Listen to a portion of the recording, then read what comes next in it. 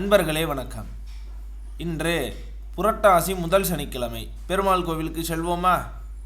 இன்று பார்க்க இருப்பது ஸ்ரீ ஸ்தலசேன பெருமாள் திருக்கோவில், மகாபலிபுரம் மாவட்டம், காஞ்சிபுரம். மூலவர் ஸ்தலசேன பெருமாள். உற்சவர் உலகொய்ய நின்றான். தாயார் நிலமங்கை தாயார்.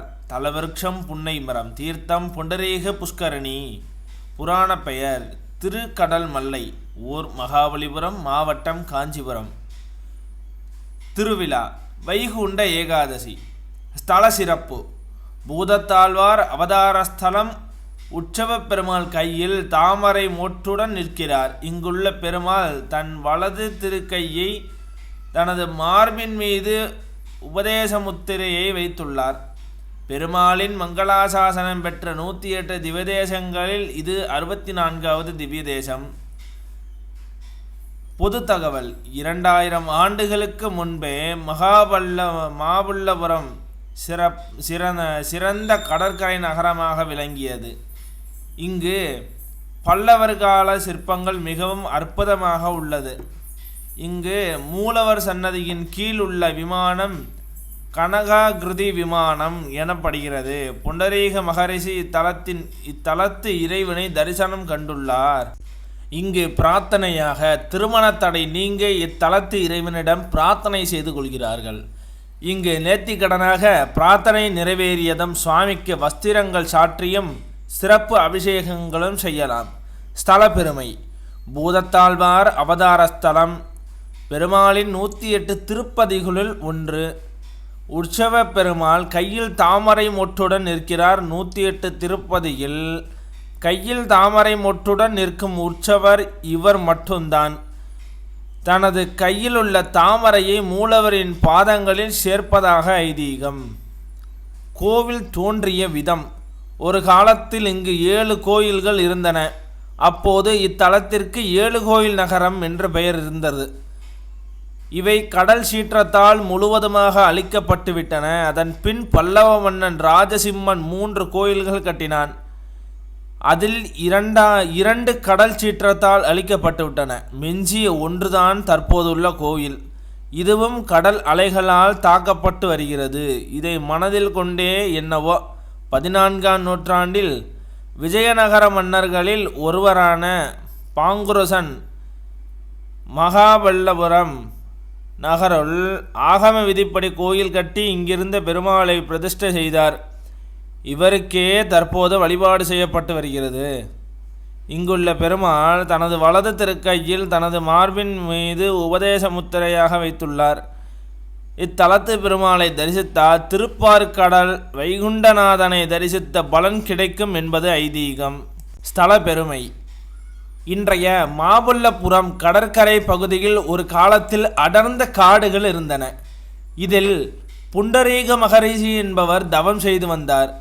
இவர் அருகில் உள்ள குளத்தில் மலர்ந்திருந்த தாமரை மலர்களை பறித்து திருப்பார்கடலில் பள்ளி கொண்டுள்ள நாராயணனின் திருவடிகளில் சமர்ப்பிக்க நினைத்தார். பறித்த பூக்களை கூடையில் கொண்டு செல்லும் போது குறுக்கே கடல் இருந்தது. பக்தி பெருக்கால் கடலில் வழி ஏற்படுத்ததான் கையால் கடல் நீரை இரவு பகலாக வெளியே இறைக்க ஆரம்பித்தார். பல ஆண்டுகளாக இதை செய்தார்.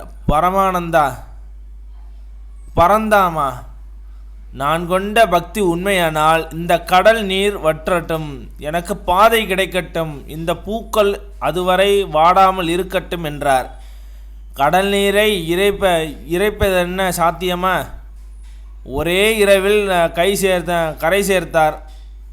ஒரே மனதோடு இறைவனை நினைத்தபடியே நீரை இறைத்த ஒரு முனிவர் முன்பு ஒரு முதியவர் வடிவில் பெருமாள் வந்தார்.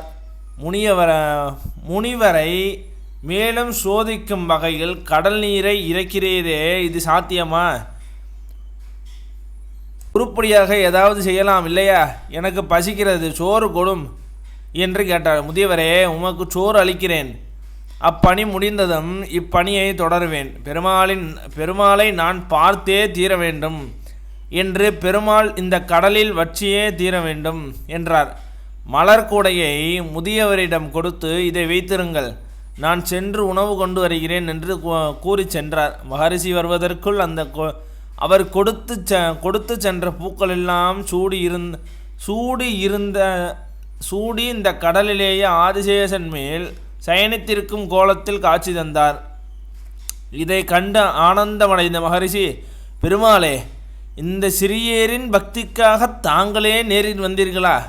உங்களை பூக்கூடை சுமக்க செய்தேனே, என்னை மன்னித்து நான் என்றைக்கும் தாங்கள் பாதத்தருகில் அமரும் பாக்கியம் தந்தருள வேண்டும் என்று வேண்டினார். பெருமாளும் அவ்வாறே வரம் தந்தார். சயன திருக்கோலத்தில் காட்சி தந்ததால் ஸ்தலசயன பெருமாள் என்று அழைக்கப்படுகிறார் என்று கூறிக்கொண்டு ஸ்ரீ ஸ்தலசயன பெருமாளை மனத்திரையில் சேவித்து அவரின் அனுக்கிரகத்தை பெற வேண்டுவோம். இத்துடன் இந்த உரையை நிறைவு செய்து கொள்கிறேன். இதன் தொடர்ச்சியாக அடுத்த சனிக்கிழமை, அதாவது புரட்டாசி மாத 2வது சனிக்கிழமை மற்றொரு திவ்ய தேசத்தில் பார்ப்போம். மற்றொரு திவ்ய தேசத்துடன் சந்திப்போம்.